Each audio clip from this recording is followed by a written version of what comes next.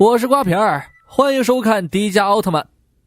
位于地球外的三角洲宇宙空间站内，科学家们检测到了一个未知文明驾驶而来的飞船。为了避免和空间站的相撞，总监下令发射传说中的巴吉尔炮，摧毁那艘飞船。而丽娜的父亲齐赖推断他们的飞船可能发生故障，需要一些时间，但空间站很快就会和飞船相撞，他们必须听从命令。宇宙飞船原地爆炸。齐赖当时的决定遭到了质疑，总监让他搭下一班公交车回地球好好聊聊，顺便探探亲。丽娜的心情变得五味陈杂，队长看出了她的小心思，本想安慰一下，却不料这小丫头口出狂言。那个人他跟我一点关系都没有。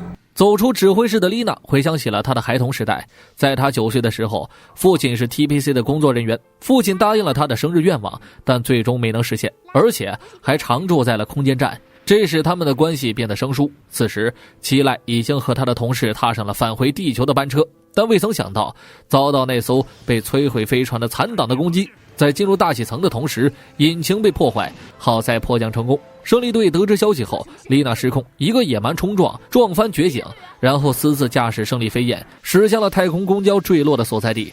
队长表示无奈，向大家解释丽娜所作所为的缘由。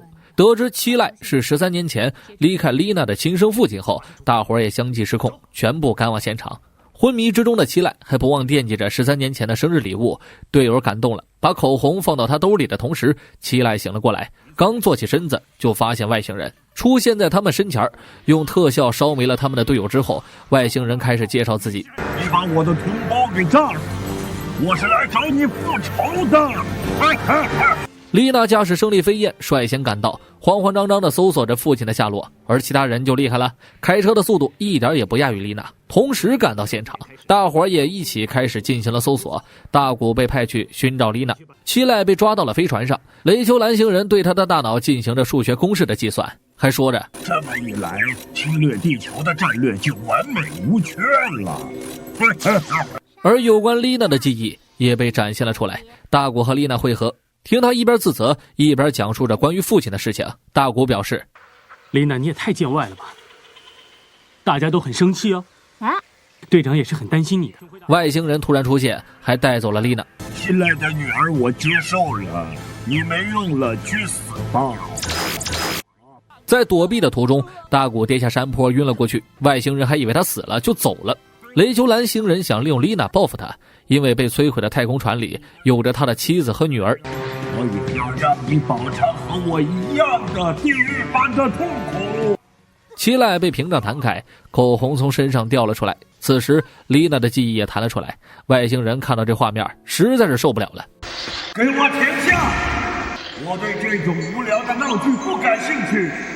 随后讲到靠近太空站时准备发动进攻，但由于离子炮出现了问题，使得他抛弃妻子，驾驶着飞船逃了出来。你认为家庭是一种累赘，其实我们两个是一样的。住口！你这卑鄙不要脸的家伙，你没有资格和我爸爸比。身为齐赖臣的女儿，我觉得非常的光荣。雷丘兰星人终于意识到不能再和他们比比，因为很快就要到了大古变身的时间了。在他动手准备解决父女二人的时候，胜利队员出现，丽娜获救，也不知道这地方咋了，好像是要自我毁灭。雷丘兰星人瞬间变大，父女二人驾驶胜利飞燕，其他人分散开的同时进行攻击。大古找了个没人的犄角旮旯，掏出神光棒变身迪迦。两位巨人在地上滚来滚去，像极了小时候的我们。雷丘兰星人飞向了空中，迪迦也毫不逊色，化身为紫色形态追击上去。二人在空中进行了一番切磋，那叫一个精彩呀！雷丘兰星人不敌，落地成盒。迪迦看他趴在那儿没了动静，寻思着过去摸一摸他的大动脉呀，谁想到他醒了过来，接着就是一个跪地求饶，给迪迦吓一跳啊！假装求饶的怪兽顺势拔起了一个电风扇，把迪迦吹到了一边。卑鄙的雷丘兰星人趁势上前，对着他就是一顿拳打脚踢，差点把迪迦给打死。就在千钧一发之际，妇女兵赶到，怪兽遭到他们的近距离攻击，被打到了一边。迪迦趁势一个蓝帕尔光弹，两人对着放了一次大招，巨人取得了极大的优势，雷丘兰星人原地爆炸。事情结束之后，丽娜终于解开了这13年以来的心结，父女二人和好如初。万圣节这天，月亮前划过一道身影，胜利队监测到了某地区出现强烈的磁场，大家不想在这期间让百姓感觉惶惶不安。队长提议，最好能穿和大家打成一片的衣服。小孩子们成群结队的去大人的家门前集体喊着不给糖就捣蛋，得逞的孩子们开心的跑到一边，大谷也混了进去。看到孩子们手里拿着彩色螺旋棒棒糖，他眼馋了，跟随着孩子们一起来到了巫婆这里。可是巫婆说糖果只给有梦想的孩子，大谷垂头丧气的离去。可这时他发现镜子里没有魔女的影子。巫婆感觉这人不一般呢，驱散孩子们之后引走了她。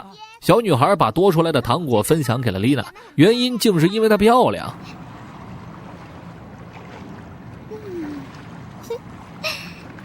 女巫一边怪笑着，一边带领大谷来到了她的老巢。进去之后，果不其然，这是个陷阱。卧室的房间门消失，接着看到一群面色惨白的小朋友，啥也没干的蹲在那儿。小朋友们离去，大谷遭到了怪兽偷袭。副队长一行人监测到了怪兽所在地的磁场波动，但是并没有发现什么。丽娜正在寻找大谷的时候，大谷出现。真正的大谷被困在了一个透明的胶囊里，他被剥得只剩下贴身衣物。老巫婆出现，他用魔法吸收了孩子的梦想。大谷看得心急，但实在是出不来呀，就和他说，那个孩子的梦想只属于他自己，你把小孩子弄到哪里去了？我把他们扔到梦想的坟墓去了。我才不要大人的呢，起了大人的梦想只会把我的肚子搞坏。住手！巫婆笑着离去。到了半夜，孩子们不约而同地聚集到了一起，而丽娜也从睡梦中醒来，走向了那个地方。好在新城及时发现，丽娜想起了那个七彩螺旋棒棒糖的事情，和大家说起这件事之后，我想起来了，大谷当时就去调查那个魔女老婆婆了。大谷他人呢？大家正琢磨着他上哪儿去了的时候，磁场又一次出现了波动。孩子们来到了这个有着巨大南瓜的地方，孩子们在下面走，女巫在上面笑。好在胜利队赶到，解救了剩下的孩子。女巫被攻击，受伤的她没有了法力，大谷破罐而出。南瓜想要趁机逃跑，但大谷哪里允许坏人的存在呀？就在南瓜快要潜入地面的时候，迪迦奥特曼突然从地面钻了出来，气死我了！基兰博登场，他上来先给迪迦秀了一段舞蹈。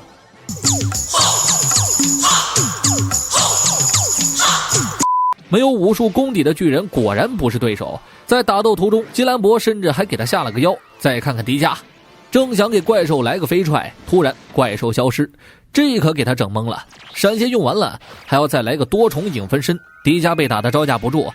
基兰博还想再多跟他玩会儿，突然被计时器闪光晃到，分身消失。奥特曼的 BGM 响起，被扔到空中的怪兽顺势被定住。迪迦起身，一个栽培辽光剑，基兰博原地爆炸，化身为漫天的极光。太阳升起，孩子们恢复了正常的肤色。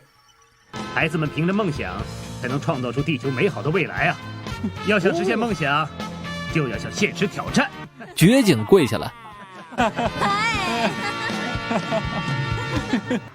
大谷和丽娜驾驶着夏洛克车来到工地，看到施工队挖出来历不明的物体，并对他做了一系列检测，检测无果。这时出现了一个身穿黑衣的女子，当她吹响胸前笛子的时候，那个物体动了一下，然后这个女孩莫名其妙地昏倒了。回到指挥部以后，上面部分好像是盖子，可是怎么也打不开啊。来到病房之后，护士小姐姐开始跟他套近乎。大谷一番打量过后，了解到她是新城的妹妹。丽娜担心大谷，所以决定过来看看。我觉得好像在哪儿见过你，在很久很久以前。你叫什么名字？杀鸡。半夜，绝景在楼道里啃着大苹果，然后他听到了奇妙的笛声，随着声音来到了女孩所在的地方。因为笛子的缘故，信号器被打开，开了。而指挥部收到了来自空间站的监测画面，一个未知生物在向他们飞来。被傻鸡呼唤而来的怪兽到达了地球，刚落地就是又打又踩的，这可引起了民愤啊！胜利队的攻击屡次遭到反弹，大家发现攻击无效，怪兽停止了破坏，开始寻找那个女孩。此时天快黑了，怪兽准备睡觉，但 TPC 的坏蛋们却拿大灯照着他。大谷讲起小的时候骑车出远门，天快黑了，但还没有到家。那时候的他心里很害怕，在海边遇到了一个名为沙纪的小姐姐。得到鼓励的大谷不再哭泣。指挥部这里，护士小姐姐把沙季留在这里时的体温监测记录拿了出来，体温竟然只有31度。这女孩到底是谁？天亮之后，怪兽准备继续寻找，但被 TPC 提前布置的陷阱困住。火力停歇以后，沙季来到现场，怪兽看到他变得异常兴奋。可这时自动地雷准备开火，大古为了救他，按下了神光棒的按钮。这你才不暴露！迪迦把沙季放到地上之后，给了怪兽几巴掌，但是感觉手好疼啊。巨人发现他的护甲很高，于是决定以刚克刚。马奇娜懒得理他，开启了自闭模式。迪迦正酝酿着迪拉修姆光流，沙季出现并阻拦。他解释，马奇娜是为了接他回家乡才出现在这里，对于地球他并没有恶意。怪兽看到了沙季后，开心地迎接着他。其实我一直记得你，大古。他激活笛子飞进马奇娜的手中，怪兽带着他飞向了太空。我是大古，马上回基地。大古，你还活着？大古，太好了。我是瓜皮儿，迪迦奥特曼，我们下期见。